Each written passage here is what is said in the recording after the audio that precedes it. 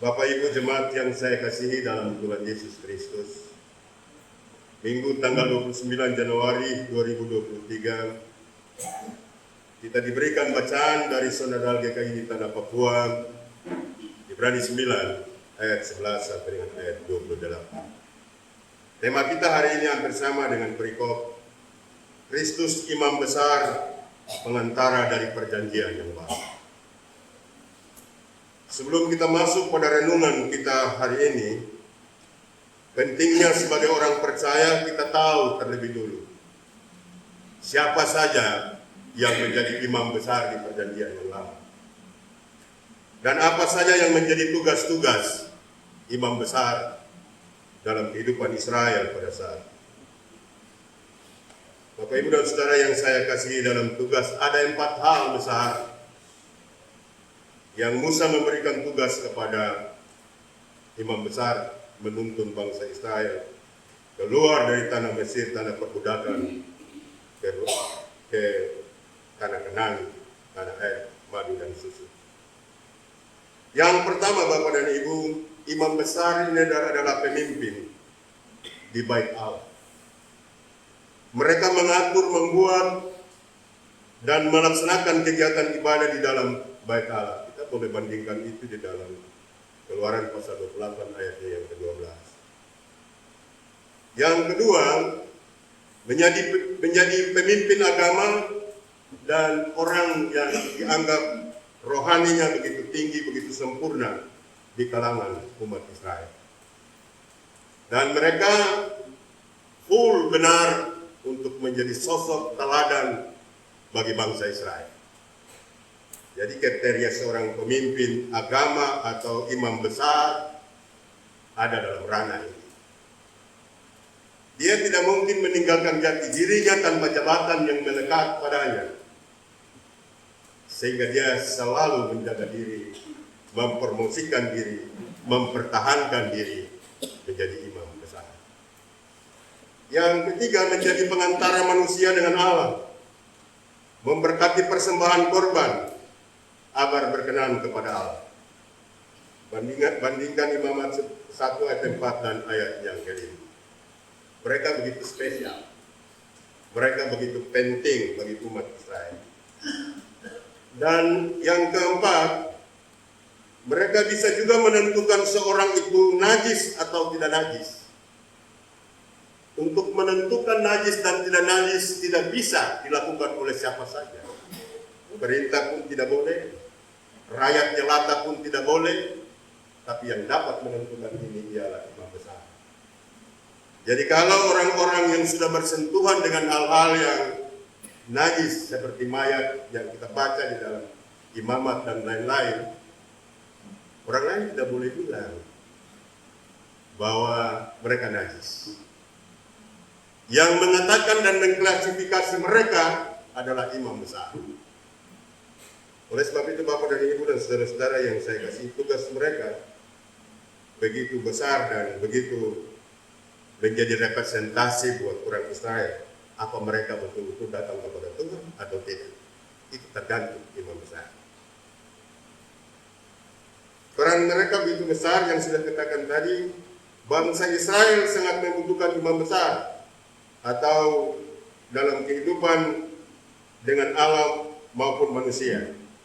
Jadi sentral sekali ya, vertikal maupun horizontal, itu bangsa Israel sangat membutuhkan peran imam besar di dalam kehidupan mereka. Contoh menarik ketika Abraham selesai berperang dengan raja-raja dari timur, karena mereka mengambil dan merampok harta kekayaan Lot, saudaranya. Abraham mengejar mereka, membunuh dan mengembalikan kekayaan Lot. Melkisedek seorang imam besar, tapi dia tidak punya jabatan saja sebagai seorang imam, dia juga adalah raja. Dia keluar dari tempat bersinggah sana dan menemukan Abraham di sebuah lembah yang disebut lembah raja yang namanya Saul. Dan Abraham diberkati oleh Melkisedek. Ketika peperangan dan pertempuran selesai, Abraham yang bawa pulang jarahan dan orang-orang yang ditangkap, Abraham dijemput oleh Melkisedek yang adalah Raja Saleh. Bapak, Ibu, dan saudara-saudara, menarik untuk kita melihat pembacaan ini sekaligus melihat peranan imam besar itu sendiri. Ketika Abraham diberkati, Abraham memberikan 1/10 dari kekayaannya buat Melkisedek. Ada hubungan timbal balik, Bapak, Ibu, dan saudara. Pembacaan ini berkenan memberitahukan kepada kita, ketika kita diberkati oleh Allah, jangan segan-segan memberkati pelayan Tuhan untuk melayani di ladangnya. Saudara-saudara yang saya kasih dalam Tuhan, imam besar dalam perjanjian baru hanyalah satu. Tidak pakai suku, tidak pakai strata sosial, tidak pakai keluarga atau golongan. Kalau imam besar pada perjanjian yang lama diberikan kepada keturunan Harun dengan anak-anaknya. Dan selanjutnya kaum Lewi yang lain menjadi imam. Tetapi keturunan Harun adalah imam besar. Tapi di dalam perjanjian baru imam besar hanya satu. Tunggal. Dan dia bukan diciptakan, tapi dia adalah pencipta. Dialah Kristus, menciptakan dunia ini dengan segala isi. Dialah Kristus, anak Allah yang tunggal, Tuhan kita. Bapak, Ibu, ada perbedaan di sana. Pergeseran antara imam perjanjiannya yang lama dan perjanjian yang baru. Tugas imam besar Kristus mengambil alih tugas Harun dan anak-anaknya, keturunan kaum Lewi. Yang pertama ialah mengorbankan tubuh dan darahnya bagi umat manusia sebagai penebusan sekaligus untuk keselamatannya. Tidak lagi pakai darah anak domba atau lembu. Nanti bandingkan itu di 1 Timotius pasal 2 ayat 5 dan ayat 6. Jadi kalau dulu bangsa Israel melakukan penebusan itu, setiap saat membawa darah anak domba atau darah anak hewan memberikan kepada imam, dan imam menyelenggarakan ibadahnya kepada Tuhan dan percikan kepada orang-orang di sekitarnya, atau juga percikan kepada Mesias. Tapi ketika perubahan itu terjadi, Yesus menyerahkan dirinya disalib di Golgota menjadi persembahan yang sempurna, persembahan yang agung, persembahan yang dapat menghormati dan memuliakan nama Tuhan dalam kehidupan. Yang kedua, saudara, Yesus Kristus juga menjadi pengantara satu-satunya antara manusia dengan Allah dan Allah dengan manusia. 1 Timotius pasal 2 ayatnya yang kelima. Jadi sudah tidak ada lagi pengantara yang lain. Bapak dan Ibu ketika ditebus, status kita berubah. Status kita bukan lagi sebagai hamba. Status kita bukan orang-orang jauh dari Allah, tapi kita milik Allah yang telah ditebus oleh Allah. Saya pikir konsep iman Kristen ini, kalau kita pahami dan kita mencernai secara baik, kita adalah orang-orang yang paling berbahagia di dunia. Kita orang-orang yang paling dikasihi Allah, karena kita digenggam, ditebus dengan anak Allah yang tunggal, yang terpaku di Golgota. Yang ketiga, saudara-saudara yang saya kasihi dalam Tuhan, bahwa bait suci terbelah dua, dari atas sampai bawah saat Yesus menembuskan napasnya yang terakhir di Golgota. Bandingkan Matius 27 ayat yang ke-51. Pengertiannya memberikan pengertian kepada kita bahwa tidak ada lagi sekarang. Tidak ada lagi batas waktu dan tembok untuk kita bertemu dengan Bapa kita di surga. Kapan dan di mana saja kita punya ruang dan waktu untuk menyampaikan kebutuhan kita kepada Tuhan. Kalau dalam perjanjian lama hal semacam ini sulit, ada tirai yang membatasi kita, ada tirai yang memisahkan kita, dan kewenangan itu kita memberikan kepada imam besar.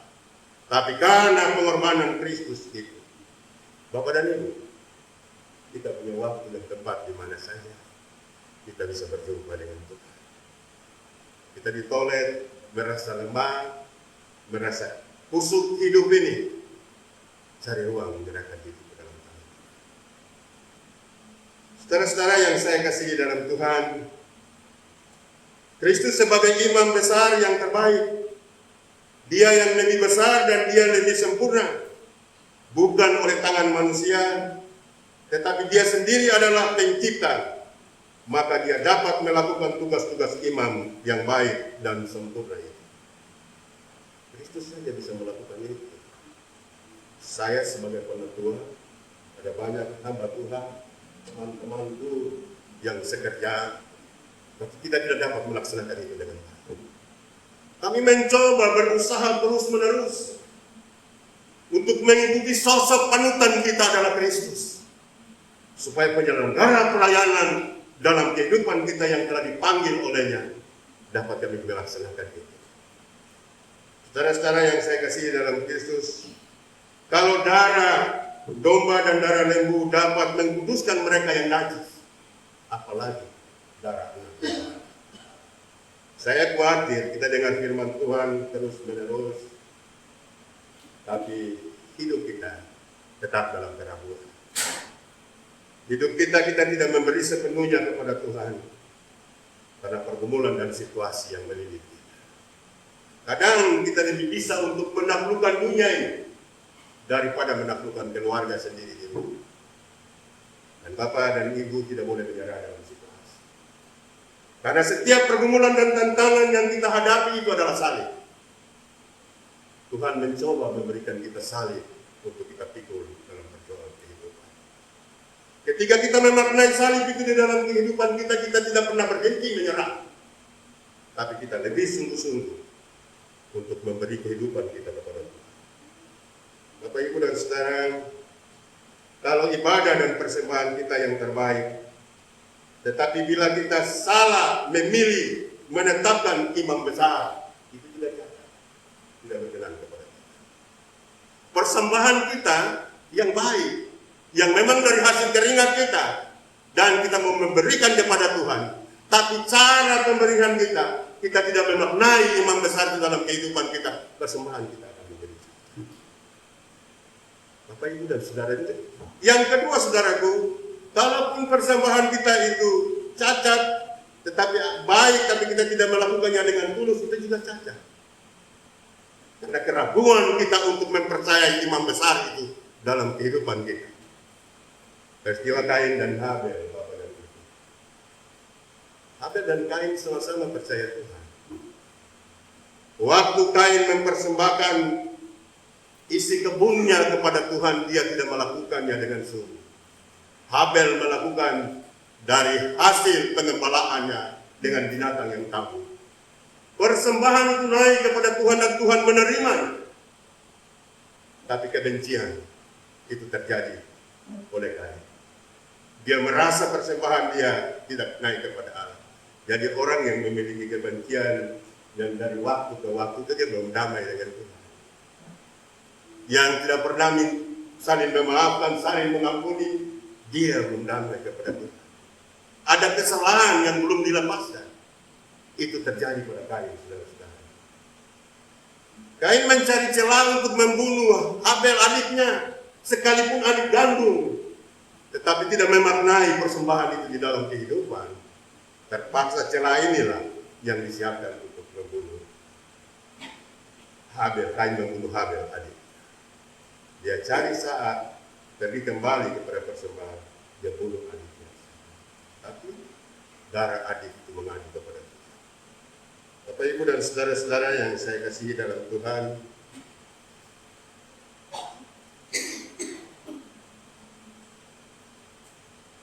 yang berikut, kalau kita lihat di ayatnya yang ke-15 sampai dengan ke-22, tidak ada pengantara yang lain, hanyalah Kristus.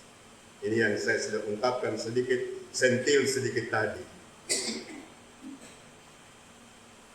Yang adalah perjanjian yang baru, itu supaya kita yang sudah terpanggil dapat menerima bagian kekal yang dijanjikan.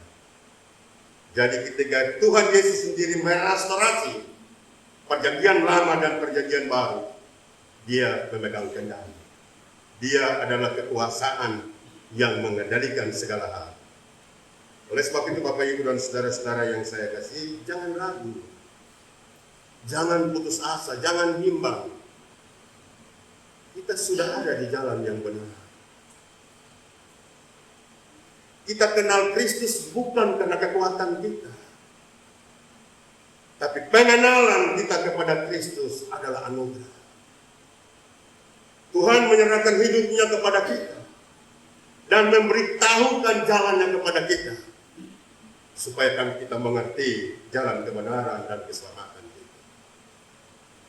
Jadi kalau hari ini kita masih bertanya siapa yang menunjuk jalan menuju keselamatan, siapa yang mampu menata layani saya di dalam kehidupan untuk menyelesaikan pergumulan, datanglah kepada Kristus. Jadikan dia imam besar dalam perjanjian yang baru, supaya dia mengubah seluruh kehidupan dan eksistensi kita, bahkan pergumulan yang menghadang kita, supaya kita tidak keluar sebagai orang yang kalah, tapi kita keluar sebagai pemenang.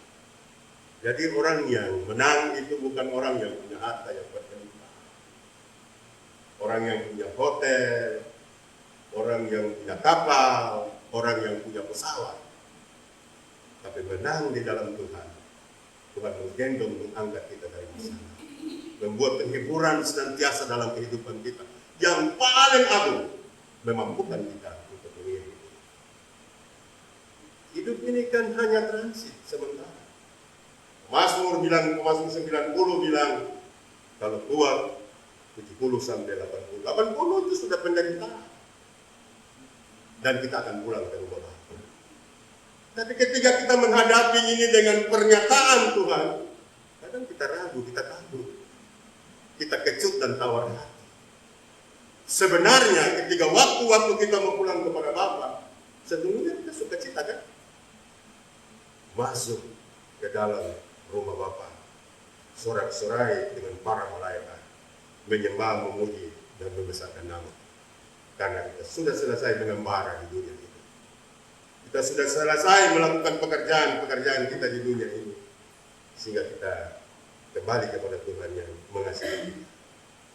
Bapak, Ibu, dan saudara-saudara jemaat yang Tuhan Yesus kasihi, sedikit kita kembali kepada kehidupan manusia pertama. Adam dan Hawa, mereka ada di sebuah taman yang indah, ialah Taman Eden. Gambaran kemuliaan Tuhan. Eden adalah gambaran semua kekayaan, semua keberhasilan untuk manusia. Tapi Adam dan Hawa, keistimewaan Hawa lebih memilih untuk percaya menggoda iblis itu ketimbang mempertahankan larangan Tuhan dalam kehidupan. Ketika iblis bilang, buah ini sedap, buah ini enak, buah ini bisa memberikan pengetahuan, lalu Hawa menerima dari ular itu makan, dan keduanya mendapat hukuman. Hukuman buat laki-laki Adam, engkau akan mencari dengan penuh keringat. Hawa, engkau akan melahirkan dengan susah payah. Tapi yang pertama saya mau katakan kepada Bapak, Ibu, saudara sekalian, manusia itu ketika lihat dirinya telanjang, ketika makan buah, sebenarnya membuka hati bahwa mereka kalah terhadap dosa. Mereka malu terhadap Allah, maka bersembunyi di semak belukar. Ketelanjangan yang kedua ialah saudara-saudara yang saya kasih dalam Tuhan, mereka menggunakan sabar. Mereka tidak punya apa-apa, tidak punya pakaian dan lain-lain. Tuhan membuka tabir itu supaya mereka melihat secara nyata bahwa kejatuhan dalam dosa ada konsekuensi. Kejatuhan dalam dosa ada hukuman yang harus dilalui sebagai permurnian untuk datang kepada Tuhan. Jadi jangan pikir kita membuat kesalahan terus dan kita bergembira di dalam kesalahan. Tapi sebenarnya ketika kesalahan itu datang kepada kita, introspeksi kita sebagai anak Tuhan yang kita lakukan di hadapan. Mengapa ragu, mengapa malu? Kalau ada kesalahan dan kita cepat datang kepada Bapa dan minta ampun. hidup orang Kristen itu paling enak. Hidup orang Kristen imannya paling luar biasa. Ketika dia menyadari kesalahannya di hadapan Tuhan, balik datang kepada Tuhan, sujud di bawah kakinya. Bapak, saya sudah bersalah. Saya mohon pengampunan daripada. Jangan buang dan tinggalkan saya. Pulihkan saya dari keadaan menjadi milik anak yang kedua di dalam Injil Lukas. Yang ketiga, saudaraku dan yang saya kasihi dalam Tuhan, mereka diusir dari taman itu. Tinggalkan taman Eden itu. Dan ini bercerita tentang iman perjanjian lama. Hukuman dari perjanjian lama yang dipulihkan oleh imam besar dalam perjanjian baru, yaitu Yesus Kristus. Dan di taman Eden itu ada kerub yang menjaga, malaikat yang menjaga. Mereka tidak bisa masuk lagi di taman. Kalau situasi yang seperti ini, Bapak dan Ibu, hubungan kita dengan Allah itu bukan renggang terputus. Kalau renggang kita masih bisa kembali. Tapi terputus artinya Allah tinggalkan kita. Allah biarkan kita untuk bergumul dalam kehidupan kita. Dia tidak pernah memperdulikan kita. Saudara-saudara yang saya kasihi dalam Tuhan, bagian yang berikut ila ayat 23-28, Kristus pengenapan janji keselamatan. Bagi Rasul Paulus, ia menganggap bahwa keselamatan di dalam Taurat atau perjanjian lama merupakan bayangan dari keselamatan yang sesungguhnya atau yang sempurna. Taurat itu menuntun kita kepada keselamatan yang sementara. Keselamatan kekal itu dikerjakan oleh Allah sendiri dalam anaknya Tuhan kita Yesus Kristus. Jadi kalau yang baru itu sudah datang, mengapa harus menahan yang lama? Dan sekaligus pengorbanan Kristus ini merestorasi hubungan kita dengan Allah. Yang tadi terputus oleh dosa warisan kita, Adam dan Hawa, ini kita terbebas. Kita yang menjadi orang percaya kepada Kristus, kita telah terbebas oleh belenggu dan cara iblis yang menguasai kita. Bapak, Ibu, dan saudara-saudara yang saya kasih dalam Tuhan Yesus. Sebab bila keselamatan melalui manusia, maka keselamatan itu bersifat sementara. Tetapi kalau keselamatan itu datang dari Allah, maka keselamatan itu bersifat kekal, abadi, tidak tergantikan, dan bersifat universal. Tuhan kita kan tidak menentukan. Silakan saja kita yang sudah ada, siapa yang datang berikutnya diterima. Tidak pernah ditolak dibuat. Itu yang disebut Tuhan Allah kita adalah Allah yang universal. Tidak memandang status. Dia menerima kita apa adanya. Jadi kita berlomba bersama-sama. Kita yang sekarang menjadi anak-anak Allah ini, kita mempertahankan jati diri kita dan status kita. Supaya kita tidak terbuang oleh keadaan dan situasi, tapi kita mengalami pembaharuan dari waktu ke waktu. Bapak, Ibu, dan saudara yang saya kasihi, pertanyaan kita hari ini. Di bulan pertama, GKI di Tanah Papua mencanangkan tema khotbah tentang pembaharuan. Dari pembacaan dan renungan kita di pagi ini, apa yang menjadi pembaharuan dalam kehidupan? Ada cita-cita atau tidak untuk kita mencoba memperbaharui hidup kita? Ini tema sentral selama 3 bulan ini dari Sinode. 1, mulai dari tokoh-tokoh gereja. Artinya pembaharuan itu tidak terjadi untuk umat saja. Tapi tadi ada masalah di kehidupan yang lampau, imam besar itu yang memegang segala kendali dalam pelayanan gereja. Di sini juga diisyaratkan pembaharuan itu harus mulai dari pendeta majelis jemaat, pelayan unsur, dan jemaat Tuhan. Sekarang ini orang bisa berbicara banyak. Orang bisa katakan apa saja untuk memanipulasi, menutup diri, tapi untuk menjadi teladan susah. Tidak pernah orang bisa menjadi teladan. Merendahkan diri seperti Kristus. bagaimana kita mengimplementasi firman Tuhan itu dalam hidup.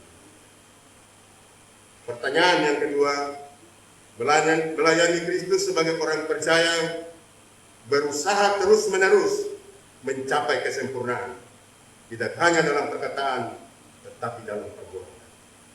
Karena ada firman Tuhan juga bilang begitu. Kita tidak sekedar melayani, tapi berusaha keluar dari permasalahan dosa yang kita buat untuk menghukum kehidupan kita, dan kita tidak bisa mati.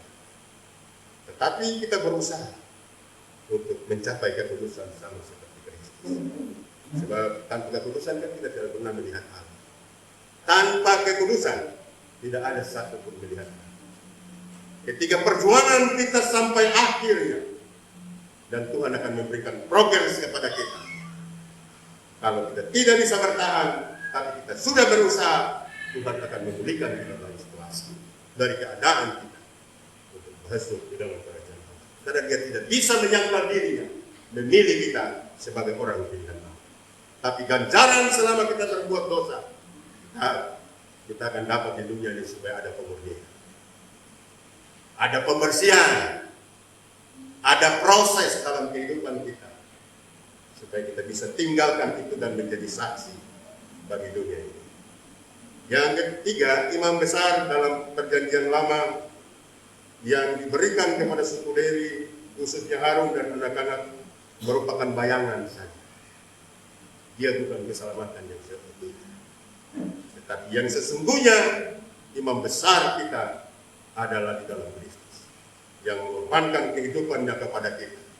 Bapak dan Ibu, jangan percaya yang lain. Yang sebentar tuh sakit terus, orang bilang lagi mari kita ke sana. Dia berdoa, tapi dia pakai ini. Kalau ada iman bersama Kristus di dalam hidup kita, setiap roh yang datang kita harus uji. Benar atau tidak perkataan teman-teman kita? Jangan sampai kita pergi ke sana, kita pergi justru mendapat penyesalan. Saya punya pengalaman menarik tentang ini, Bapak dan Ibu. Saya juga sudah hamba Tuhan pada waktu itu. Tapi saya panik tentang keadaan. Saya jujur pada waktu pagi ini. Saya harus memberikan pertanggungjawab di perhubungan provinsi, sementara saya sudah pindah ke kabupaten, pertanggungjawaban koperasi. Saya taruh uang di dalam mobil dengan semua transaksi, bisa barang itu lenyap dan hilang, tidak tahu kemana. Dan orang bilang seperti itu, saya ikut. Tapi ketika dalam perjalanan saya, istri saya lihat perjalanan saya, itu seperti selain saja. Orang yang berdoa ini tidak benar. Justru dong sementara pasung saya dan berlutut. Lalu saya sampai ke rumah, istri saya bilang begini, Pak, kau tinggalkan kau barang-barang itu, mari kita masuk di kantor berdoa minta ampun. Padahal kita cari ini tas 3 minggu terdapat. Lalu kami dua masuk di dalam kamar, kami berdoa selesai. 1 hari berikut besok di tempat yang kita cari buka lemari, tas dia jatuh saja. Tidak ada hilang apapun. Transaksi semua utuh, uang 9 juta semua utuh, buku bank semua utuh. Karena saya minta itu dalam membuat pertanggungjawaban. Bapak Ibu dan saudara-saudara, ini bukan sebuah kesombongan kita, tapi ini sebuah realita perhubungan kehidupan. Lalu saya buat laporan pertanggungjawaban, kami rahat dan menyerahkan itu. Tuhan tidak mempermalukan kita saat kita menyerah di hadapan. Yang terakhir, Bapak dan Ibu, Yesus adalah penggenapan janji Allah. Jadi keselamatan imam besar, Yesus adalah penggenapan. Tidak ada lain. Kita tidak bisa melalui yang lain. Tapi kita berdiri dan kehidupan kita dibangun di atas Tuhan. Di atas kehendak dan kasih-Nya. Supaya kita berpegang di dalam diri. Ada sebuah kata bijak. Bila Anda diselamatkan karena bukan Anda pantas mendapatkannya. Tetapi Anda memberikan Tuhan menyelenggarakannya. Anda mengakui memang Anda malang karena keberdosaan Anda. ketidakmampuan Anda untuk menyelamatkan diri dari belum permasalahan. Ini dari John R. Wright. Terima kasih. Tuhan memberkati Bapak dan Ibu memasuki minggu kerja yang baru. Tetap berserah kepada Tuhan. Biar Tuhan menggendong kita, memegang kita memasuki kehidupan kita di minggu ini dan seterusnya. Amin.